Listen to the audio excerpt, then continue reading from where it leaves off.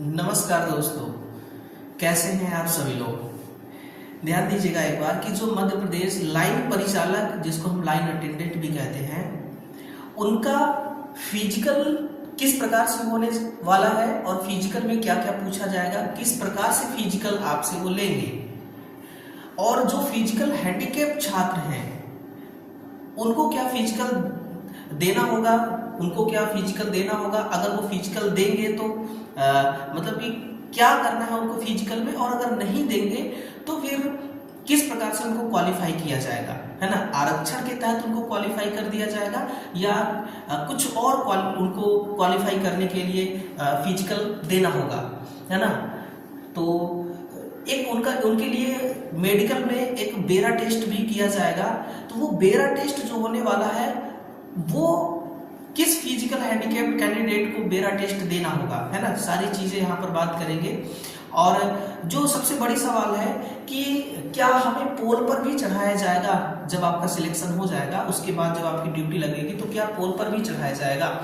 तो ये बात तो सच है कि पोल पर चढ़ करके काम आपको करना होगा, लेकिन हमेशा आपको पोल पर ही नहीं चढ़ाया जाएगा। उसके अलावा भी विद्युत विभाग में बहुत सारे काम होते हैं, है ना। तो पहले देखिए, जो सबसे पहले आप लोगों का फिजिकल आता है ना, वो फिजिकल क्या है। तो सबसे पहला जो आपका फिजिकल होगा वो होगा कि सीढ़ी की मदद से, वो क्या है, वो है सीढ़ी की मदद से आपको क्या करना होगा, 15 केजी का वजन उठा करके, यानी कि अपने पीठ में 15 केजी का वजन उठा करके, है ना, 2 मिनट में, कितने टाइम में, 2 मिनट में आपको चढ़ना भी होगा और उतरना भी होगा, है ना। ये दोनों काम करना होगा सीढ़ी की हेल्प से। आरसीसी पोल पर, किस पर, आरसीसी पोल पर, जो एलटी की लाइन होती है ना 11 केवी वाली, उस पर, है ना। 11 केवी वाली जो लाइन होती है एलटी की, जो आरसीसी पोल के द्वारा वोल्टेज को हम डिस्ट्रीब्यूट करते हैं, वितरित करते हैं, तो उस पोल पर आपको ये 11 केवी की ही लाइन है, उस पर आपको सीढ़ी की मदद से पीठ पर 15 केजी का वजन लेकर के 2 मिनट में ही आपको चढ़ना भी है, उतरना भी है। अलग से आपको टाइम नहीं दिया जाएगा, है ना। और इस पर पास होना आपको बेहद ही जरूरी है। नहीं तो अगर आपका सीबीटी कितना भी अच्छा गया हो, कितना भी आप मेरिट के टॉप पे आपका नाम हो, लेकिन अगर आप यहां पर क्वालिफाई नहीं होंगे, डिस्क्वालीफाई हो गए, तो फिर सारा मेहनत आपका, है ना, बेकार चला जाएगा। तो इस प्रकार से पहला ये होता है आपका। देखिए, एक हुआ था पीजीसीआईएल में, वहां पर भी पोल क्लैंपिंग, वहां पर टावर क्लैंपिंग, वहां पर टावर में चढ़ाया गया था, है ना, छात्रों को टावर में चढ़ाया गया था। और यहां पर आपको आरसीसी पोल पर चढ़ाया जा रहा है। क्लियर है। तो पहला टेस्ट ये होगा। उसके बाद दूसरा टेस्ट आता है आपका। दूसरा जो टेस्ट है वो ये है कि आपको क्या करना होगा कि 10 मिनट में, है ना, कितने मिनट में, 10 मिनट में 1 किलोमीटर की दूरी पैदल चलना होगा, पैदल चलना पड़ेगा। जिसमें आपको क्या करना है कि अपने जो टूल किट होता है वो टूल किट आपको अपने साथ में रखना है, प्लस रस्सा भी अपने साथ में रखना है, और प्लस में एक और क्या था ना, टूल किट, रस्सा। जैसे देखिए ये रस्सा रखे हुए है ना, जिस प्रकार से रस्सा हाथ में है इनके, और इनके पास टूल किट भी है ना। इसी प्रकार से आपके पास में टूल किट होगा और एक रस्सा होगा, और एक क्या था मुझे भी ध्यान नहीं आ रहा है ना। उसको ले करके 10 मिनट टाइम में आपको 1 किलोमीटर की दूरी तय करना है। और देखिए, 2 ही फिजिकल है। पहला फिजिकल ये है पैदल चलने वाली, और दूसरा फिजिकल आपका ये है। दोनों में क्वालिफाई होना जरूरी है। अगर आप इसमें पास हो गए और इसमें फेल हो गए तो आप फेल माने जाएंगे। इसका कोई नंबर आपको नहीं मिलेगा, है ना। और इसका कोई ये नहीं कि आपको इतना नंबर दिया गया है, बस आपको पास करना है, जस्ट क्वालिफाई करना है। क्वालिफाई करने के बाद सब कुछ आप फाइनल हो जाएंगे, है ना। अगर यहाँ पर आप हार गए, यहाँ पर अगर आपने नहीं कर पाया तो फिर दिक्कत हो जाएगी, सिलेक्शन में दिक्कत हो जाएगी, है ना।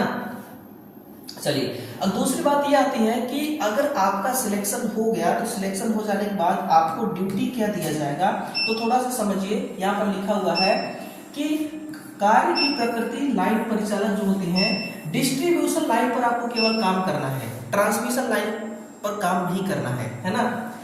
वितरण की नियुक्ति पर उम्मीदवार को विद्युत वितरण से संबंधित काम, विद्युत लाइन के निर्माण कार्य जिसमें गड्ढा खोदना, गड्ढा भी खोद, लेकिन देखिए आजकल गड्ढा वड्ढा कुछ नहीं खोदा जाता है यार, आज के टाइम पर जेसीबी से पोल गढ़ते हैं, है ना, ये सच्चाई है।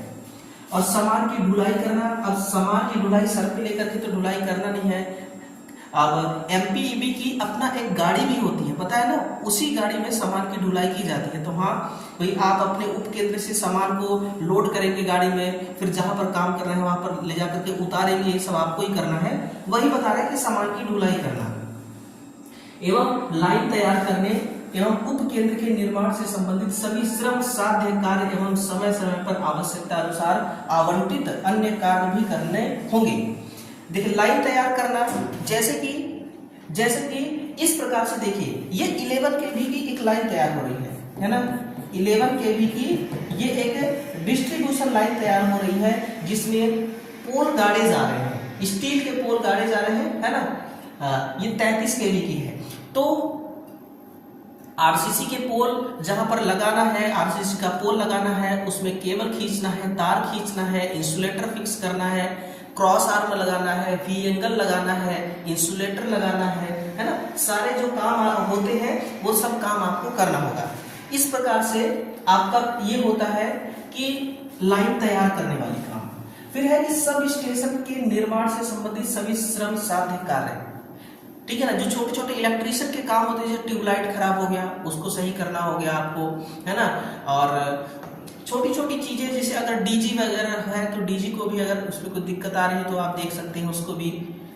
और डीजी के अलावा भी जैसे कि ये आपका फैन वगैरह खराब हो गया, है ना, ऑफिसों का फैन खराब हो गया, ऑफिस की एसी सही तरीके से काम नहीं कर रही है। सही तरीके से काम ना करने का मतलब कि एसी का खराब होना नहीं, एसी का जो आउटडोर होता है जहां पर कॉन्ट्रैक्टर वगैरह लगे होते हैं, वो उसमें अगर दिक्कत आया तो आपको देखना पड़ेगा। और समय समय पर जो काम है वो आवंटित किए जाएंगे, आपको बांटे जाएंगे, वो सब कुछ आपको क्या करना है, करना पड़ेगा, ये आपकी ड्यूटी है। यही काम अगर आप विदेश में जाकर के करेंगे, है ना, दुबई वगैरह में जाकर के करेंगे, तो वहां पर इसी काम का पैसा आपको बहुत ज्यादा दिया जाएगा, 30-40 हजार रुपए दी जाएगी, है ना, लगभग 30 से 40 हजार रुपए दी जाएगी। लेकिन अपने यहाँ पर उतना पैसा नहीं है। हाँ, अगर 8वां पे लेवल लग गया तो समझिए कि जो आपको सैलरी 30,000 मिलेगी, वही सैलरी आपको 60,000 मिलना स्टार्ट हो जाएगा, 60,000 मिलना स्टार्ट हो जाएगा स्टार्टिंग सैलरी, और सारी सुविधाओं के साथ, है ना। तो बहुत जल्दी दोस्तों आपका ये 8वां जो पे कमीशन है ये लागू होगा। जब लागू हो गया ना तो समझिए कि आपकी सैलरी बहुत हाई फाई चली जाएगी। जो लोग अभी ये सोच करके तैयारी नहीं कर रहे हैं कि भाई इसमें काम अच्छा नहीं है, तो आप पछताएंगे, ऐसा काम मत करिए, ठीक है। चलिए, अब बेरा टेस्ट का जो मैंने जिक्र किया था उस पर यहाँ पर चलते हैं। ये बोला जा रहा है कि मध्य प्रदेश, है ना, कहा जा रहा है कि मध्य प्रदेश दिव्यांग श्रेणी के उम्मीदवारों के लिए आरक्षण सामाजिक न्याय एवं निःशक्तजन कल्याण विभाग मध्य प्रदेश शासन के राजपत्र अधिसूचना क्रमांक 288 और दिनांक ये है द्वारा चिन्हित पदों पर 40% या उससे अधिक विकलांग होने पर लागू होंगे। यानी कि आपको जो आरक्षण दिया जाएगा, है ना, अगर 40% जो सर्टिफिकेट आपका बना होगा फिजिकल हैंडीकैप का, वो 40% का बना होगा या उससे ज्यादा का बना होगा, तभी जाकर के आपको फिजिकल से मुक्त किया जाएगा। आपको फिजिकल नहीं देना पड़ेगा और आप क्वालिफाई हो जाएंगे। लेकिन अगर 40% से कम है, मान लिया जाए कि 39.99% है, तो क्या आपको फिजिकल देना होगा? तो बिल्कुल, अगर आप 1% भी कम है तो भी आपको फिजिकल देना पड़ेगा। करेक्ट 40% का मतलब 40% होता है। फिर है कि मूक बधिर श्रेणी के दिव्यांग जनों हेतु भर्ती के पूर्व में मेडिकल बोर्ड में बेरा टेस्ट अनिवार्य है। ये बेरा टेस्ट क्या होता है? बेरा टेस्ट क्या होता है? देखिए, मूक बधिर श्रेणी का मतलब ये हो गया कि जिसको सुनने में दिक्कत होती है, जिसको सुनने में दिक्कत होती है। तो इस प्रकार से देखिए इनका भी बेरा टेस्ट हो रहा है। बेरा टेस्ट में क्या किया जाता है एक्चुअल में कि दोनों कानों में एक रॉड लगाई जाती है, अंदर रॉड डाली जाती है और यहाँ पर देखिए माथे पर भी कुछ इन्होंने लगाया हुआ है और इसका जो कनेक्शन होता है डायरेक्ट मशीन के साथ होता है और इस प्रकार से ये बेरा टेस्ट करते हैं। यानी कि कान के सुनने की शक्ति कितनी है इसकी टेस्टिंग की जाती है ना। कान के सुनने की हो सकता है कि आपसे मतलब कि आपसे मांगा जाए कि प्लास दीजिए और आप दे देंगे स्क्रू ड्राइवर, तो कहीं ऐसी प्रॉब्लम तो नहीं है, सुनने की तो दिक्कत नहीं है, इसलिए बेरा टेस्ट किया जाता है।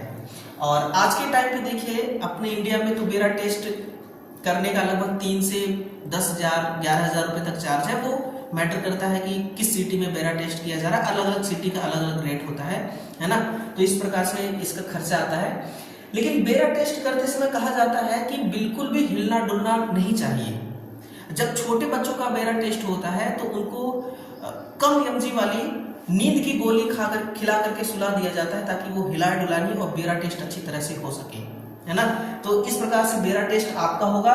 किसका बेरा टेस्ट होगा, है ना, जिनके सर्टिफिकेट में लिखा है HI, जिनके सर्टिफिकेट में क्या लिखा हुआ है HI, फिजिकल हैंडीकैप यानी हियरिंग प्रॉब्लम। H से क्या होगा हियरिंग, सुनने की शक्ति को ये टेस्ट करेंगे। इस प्रकार से होता है आपका बेरा टेस्ट, है ना, ये होता है। तो इस प्रकार से बेरा टेस्ट होता है। तो आपको क्या करना है कि बस इसी 2 चीज की तैयारी कर लीजिए आप, है ना, 10-15 kg वजन लेकर के और 2-4-5 kg हाथ में वजन लेकर के आप थोड़ा सा प्रैक्टिस कर लीजिए कि 10 मिनट में 1 किलोमीटर का रेंज आप तय कर लो। और दूसरा जो काम है पोल पर चढ़ना, सीढ़ी से चढ़ना है आपको 15 kg वजन लेकर के 2 मिनट में चढ़ना भी है उतरना भी है ना। बस 2 ही है RCC पोल में, क्लियर। और मैंने एक सेशन दिया है आप लोगों के लिए मध्य प्रदेश लाइन परिचालक 2025 सिलेबस पर, है ना, सब्जेक्ट वाइज सिलेबस और टॉपिक वाइज सिलेबस। इसका देखता हूँ PDF अगर होगा तो मैं आप लोगों को दिखाता हूँ। बहुत मैंने वहां पर थोड़ा मेहनत किया था, ये नहीं देखिए, है ना, ये वो सिलेबस है देखिए। अच्छा ये ग्रुप डी वाली सिलेबस है ना, हाँ ये ग्रुप डी वाली सिलेबस है। अगर ग्रुप डी का भी सिलेबस आपको चाहिए तो ये देखिए मैंने खुद से डिजाइन किया हुआ, बहुत बेहतरीन तरीके से मक्खन की तरह क्लियर हो जाएगा आपका सिलेबस। आपको समझ में आना चाहिए, चाहे किसी भी एग्जाम की तैयारी आप कर रहे हैं, जिस एग्जाम की तैयारी आप कर रहे हैं उसका सिलेबस आपको आपके दिमाग में फिट होना चाहिए, है ना। और हमने इस प्रकार से इसको लेवलाइज किया हुआ है। इसका ओरिएंटेशन तो देखिए, आप चाहे तो आप इसका PDF भी निकलवा सकते हैं, है ना, PDF भी आप इसका निकलवा सकते हैं। तो हमारे ऑफिशियल टेलीग्राम चैनल पर आपको मिल जाएगा। ये रहा हमारा टेलीग्राम चैनल, है ना, ज्वाइन कर लीजिएगा, लिंक विंक है सब डिस्क्रिप्शन में, तो वहां से डाउनलोड कर लीजिए। और ग्रुप डी का इसी प्रकार से हमने इसका भी दिया हुआ है, आपका टॉपिक वाइज सिलेबस है, ये देखिए लाइन अटेंडेंट का, ठीक है ना। तो चलिए सेशन को यहीं पर समाप्त करते हैं। सेशन को लाइक और शेयर जरूर कर दीजिएगा। धन्यवाद।